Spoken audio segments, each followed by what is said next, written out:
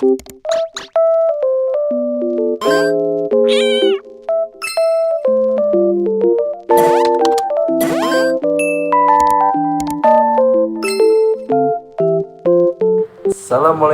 warahmatullahi wabarakatuh. Perkenalkan, nama saya adalah Bejo. Di video kali ini, saya akan membahas suatu kisah. Kisah ini berjudul tentang si kancil dan sang kura-kura. Jadi, pada suatu hari, sang kancil dan sang kura-kura mereka berdebat. Mereka berdebat siapakah di antara mereka yang lebih hebat. Dan pada akhirnya, sang kura-kura dan kancil mereka memutuskan untuk bertanding melalui perlombaan. Perlombaannya itu adalah siapa yang lebih cepat melalui garis finish, maka dia yang menang. Jadi bisa dibilangnya adalah lomba berlari cepat. Lalu pun pertandingan dimulai. Sang kancil berlari sangat cepat. Dia merasa jauh sampai tak terlihat bahwa sang kura-kura itu ada di belakangnya. Dan karena itu, sang kancil pun menepi di bawah pohon. Dia menepi di bawah pohon dan beristirahat. Karena terlalu lama beristirahat, sang kancil pun tertidur di bawah pohon tersebut. Hingga akhirnya, sang kura-kura pun melewati sang kancil. Hingga akhirnya, sang kura-kura pun memenangkan pertandingan tersebut. Setelah sang kancil terbangun,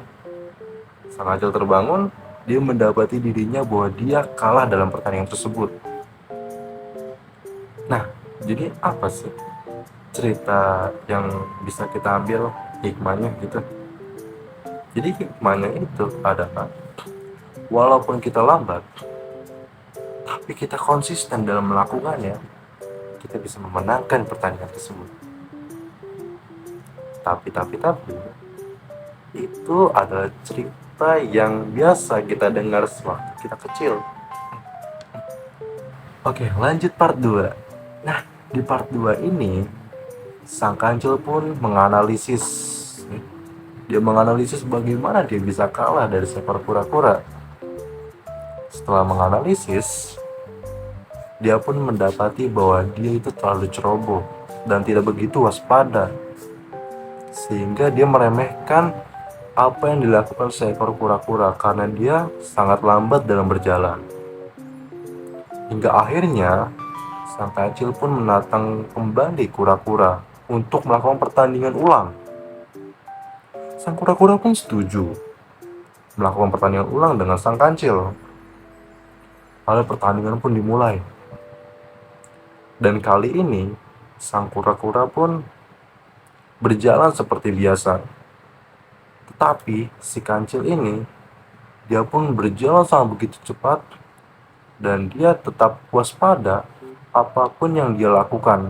Sehingga akhirnya sang kancil pun itu memenangkan pertandingan tersebut. Nah, dari cerita ini, apa yang kita dapat? Dari cerita ini, kita mendapatkan pelajaran bahwa cepat ya. Jadi kita cepat dan konsisten dalam melakukan sesuatu itu jauh lebih baik ketimbang kita lambat dan juga konsisten. Sama halnya seperti kita dalam suatu pekerjaan. Di suatu pekerjaan, semisal ada dua orang. Ada yang namanya Agus dan Budi. Si Agus ini dia lambat, tapi dia konsisten kerjanya. Lalu si Budi ini, dia cepat dan juga konsisten. Maka dari dua orang ini, perusahaan akan tahu mana yang lebih cepat dan handal dalam pekerjaan ini. Sehingga orang-orang pun akan begitu respect dengan orang yang cepat dan handal ketimbang orang yang lambat dan juga konsisten. Seperti itu teman-teman. Oke, lanjut part 3. Nah, di part 3 ini sang kura-kura mengalami kekalahan. Tetapi dari kekalahan ini, sang kura-kura melakukan analisis bagaimana ia bisa kalah. Dan akhirnya sang kura-kura pun mendapatkan sebuah ide yang begitu brilian. Ide tersebut bahwa sang kura-kura menyadari bahwa ia tidak akan bisa menang melawan sang kancil dalam urusan kecepatan. Karena sang kancil dia tuh sangat cepat ketimbang dirinya yang begitu lambat.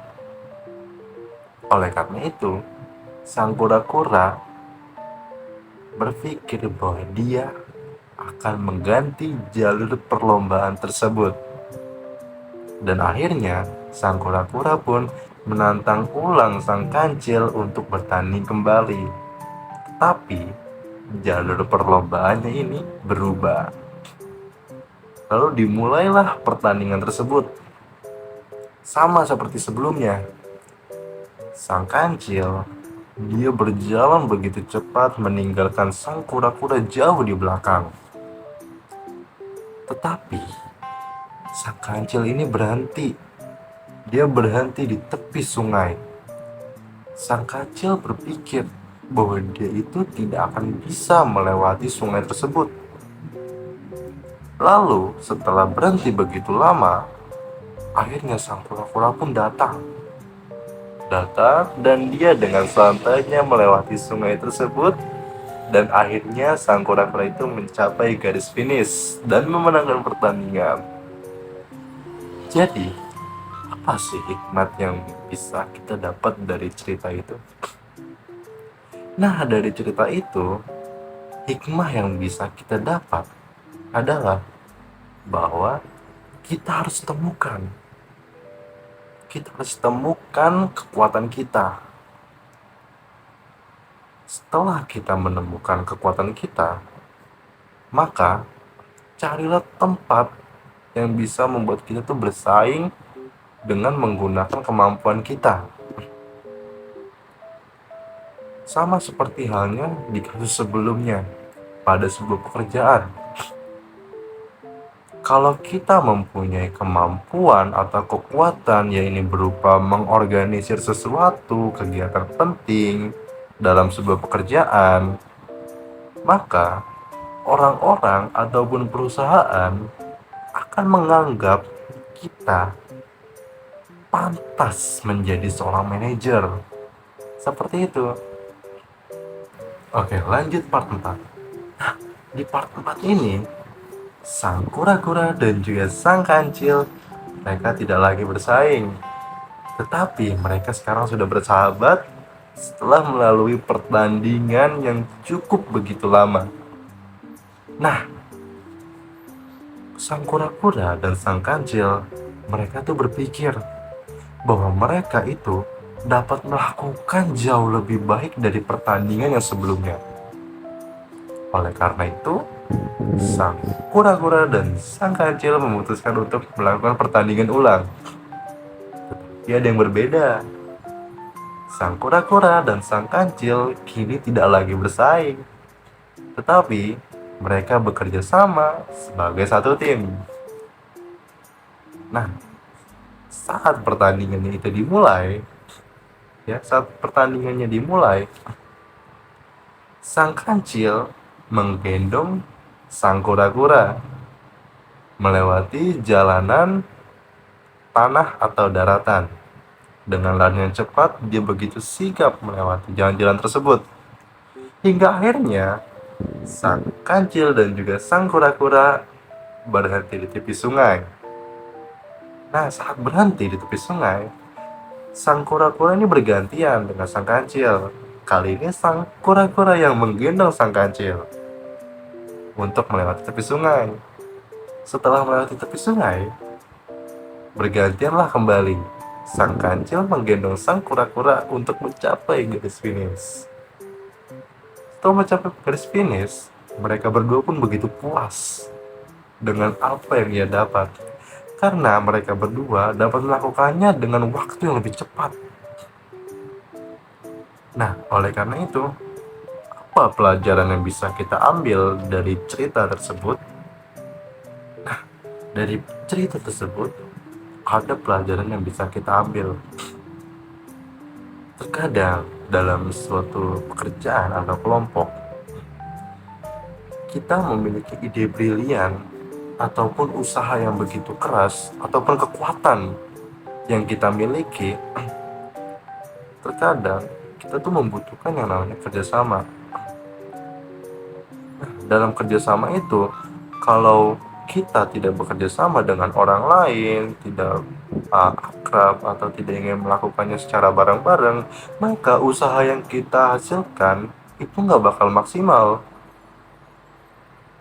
Jadi kadang kita tuh bisa dibilang pernah beberapa kali atau sesekali kita underperform, ya, underperform. Jadi performa kita tuh menurun. Sedangkan performa rekan kita malah lebih baik, mereka meningkat. Berbeda dengan kita yang turun. Nah, oleh karena itu, dalam sebuah kerjasama tim, kita tidak bisa mengandalkan diri masing-masing. Kita harus mengandalkan orang lain juga untuk menyatukan kekuatan dan juga ide yang kita miliki, sehingga kita dapat menghasilkan usaha atau hasil yang maksimal dan juga memuaskan. Layaknya kura-kura yang digendong sang kancil dan berbalik. Kura-kura yang menggendong sang kancil lalu berbalik lagi hingga mencapai garis finish dengan waktu yang lebih cepat. Seperti itu. Tapi ada juga nih pelajaran lain yang bisa kita ambil. Nah, pelajaran lain yang bisa kita ambil itu adalah bekerjalah layaknya seperti kura-kura dan si kancil. Sang kura-kura, dia tuh gak pernah menyerah setelah mengalami kegagalan yang ia alami.